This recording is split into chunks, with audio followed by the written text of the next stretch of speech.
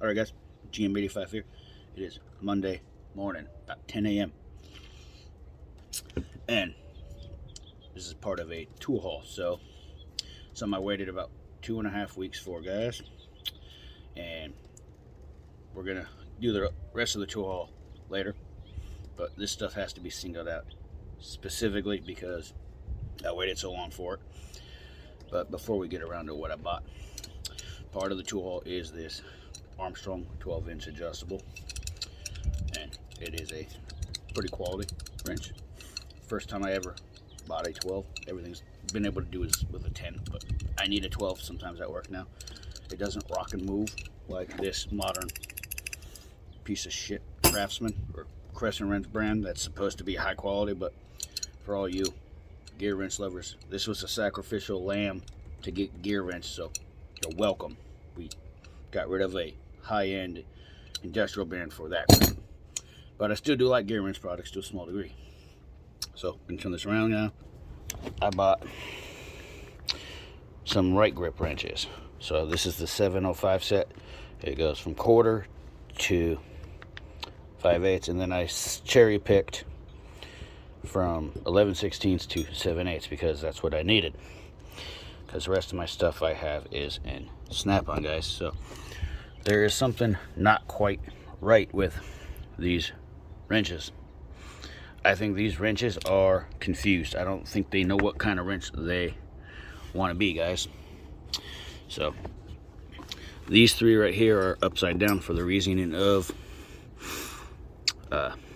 on the broach, they're not fully finished. It's hard to tell, obviously, guys, but they got their teeth in there like they're supposed to. They got little nicks and defects in there, as does this one. Maybe you could tell a little better on the bigger ones though, but they don't seem like they're truly finished production wrenches so far.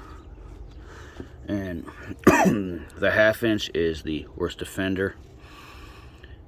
Right there, if it focuses just right, the teeth are in there, but you can see how it's still got a lot of machining in there. It's not fully done, it seems like to me. And it is the same with these larger sizes. These two specifically are the culprits of the SK defect, where we have everything fully polished and everything inside the broach and everything, but then in the box end it's not fully polished. But it seems like this particular one and the 7/8 started to get fully polished. You can see where the chrome drippings were getting in there. It's more prevalent on the 7/8 actually, where you can see more of a mirrored finish in some angles, but it's still not a fully finished full chrome. Now, I did not realize I was buying the full. I assumed this set was going to be full polished, but I misread some SKU numbers, guys. So the SKU numbers on Wright go this way. So anything that's going to be full polished is going to be a 12 whatever size. So the next one will be probably 1230 or 1232 most likely for full polish. And this SKUs for satin, which I actually like a lot more, is going to be anything with an 11. So the next size, and this would be 1121 if you wanted this. So I'm going to probably order these 4 wrenches in the satin finish, so I have a proper set of matching tools. And then there's also a third set, which is the same serial number as this wrench. If you wanted this 5/8 in black oxide, you would have a 31120. So that's another thing. They make exactly 3 sets of wrenches, all the same, satin, full polish, and black oxide. So I think they could really do themselves a favor and figure out which way to go. I personally think the satin's nicer than their full polish. The full polish is nice. It's got a good chrome finish for sure. Very robust wrenches. I will give them that much credit for sure. This is a heavy 7/8. Very robust. These are more industrial tools than snap-on for the most part, in most people's opinions, but I actually like the satin finish better than their polish. And I don't really buy very many black oxide tools, guys. But at the same time, these are wrenches that, in my opinion, don't know what they want to be. So the satin one, the whole beam is satin, And then for some reason we chose to polish the head and half of the box end, and then but we do produce a full polish one that doesn't even get the full polish treatment really well. So right, you guys should just stick to doing one design, save you guys some money, and do one design and do it very well at the same time. I know this is their Wrightgrip, which is their version of flange drive, so you can see the little teeth in here. So this is the first time I've had a set of wrenches like this, so I'm very confused by the designs aside from the icons I am testing out for Joey. But this design on these, it's more prevalent on the smaller ones though, you can tell. It looks like it was trying to be like this Mac wrench where you have the V notches, and there's other companies that do the V notch. I think Sunex does. Wrightgrip does a V notch, but it's in their angle wrenches, and I believe I want to say Martin Tools has the V grip style, and I am a fan of this kind of style here, specifically the way that old Crescent brands do it on the adjustables.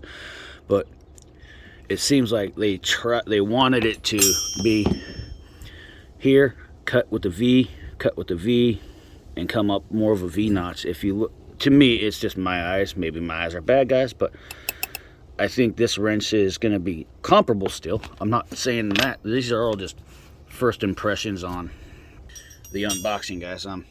I went through these not with a fine-tooth comb, but you use tools long enough, you know what things should be like. Like, the full polish is good.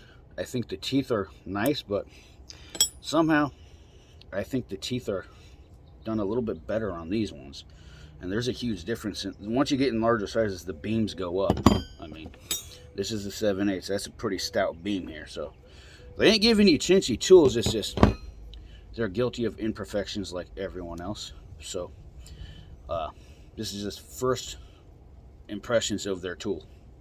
I do not doubt their tools to not be able to perform. It's just there's some small imperfections like everything. Snap-on doesn't make everything better by any means. Like, I'm used to this regular old Snap-on with no teeth, regular thing, no flank drive, no flank drive plus, or whatever you call it, or anti-slip, just a regular fucking combination wrench.